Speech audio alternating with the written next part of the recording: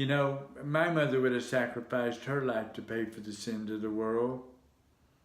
I really believe that.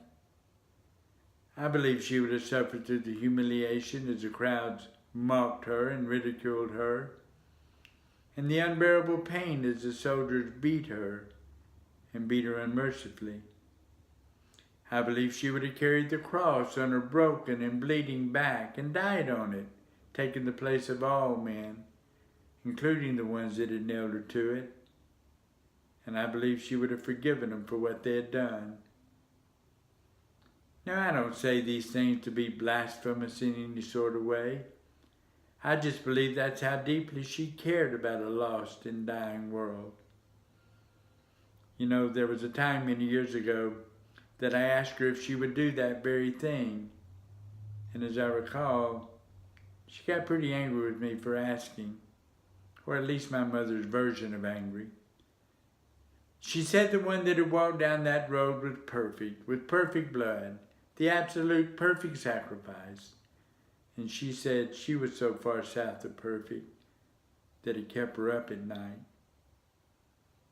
She passed away a little over 20 years ago after a decade-long battle with leukemia.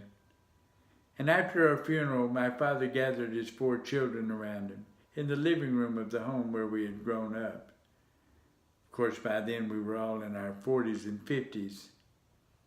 But I promise you, we were still hurting like little children.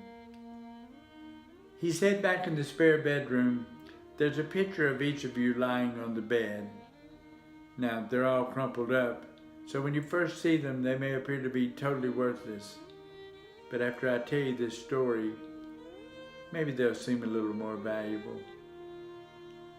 He said when leukemia had just about gotten the best of your mother, she was finding it almost impossible to sleep at night.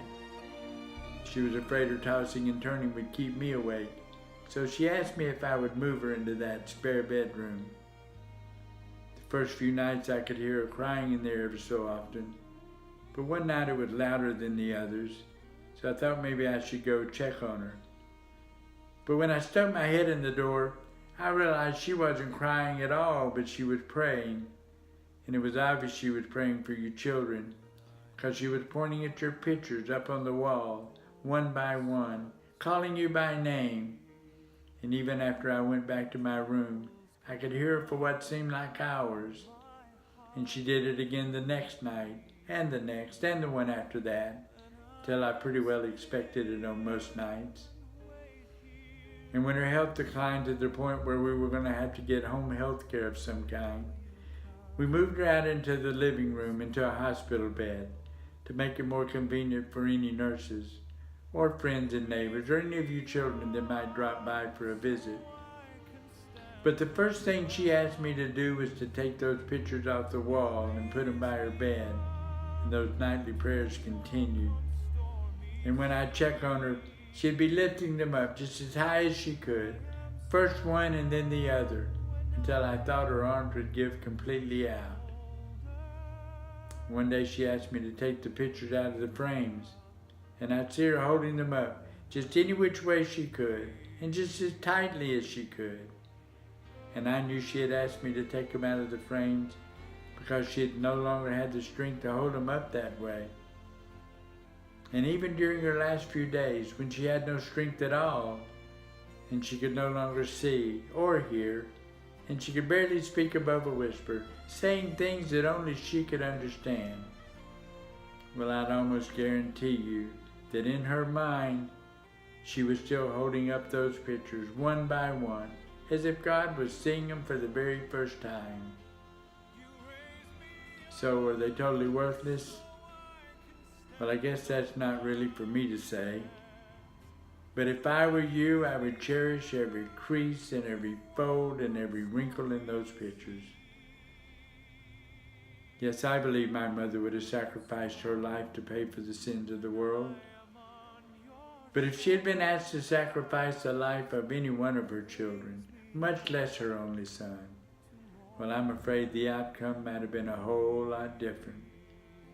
But that's what God did for me, and He did it for you. But whether you believe that or not, this story wasn't about religion or about faith. or even about God's ultimate sacrifice for mankind. But it was about the almost indescribable depth of a mother's unconditional love for her children.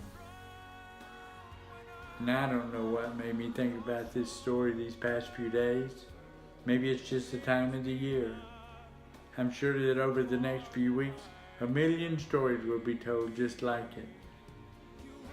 But this year, as you're celebrating the life of and the memory of your mother, don't just focus on what she did or didn't do for you, or on all the things that she gave you, or even on what all she had to give up in life so you could have those things.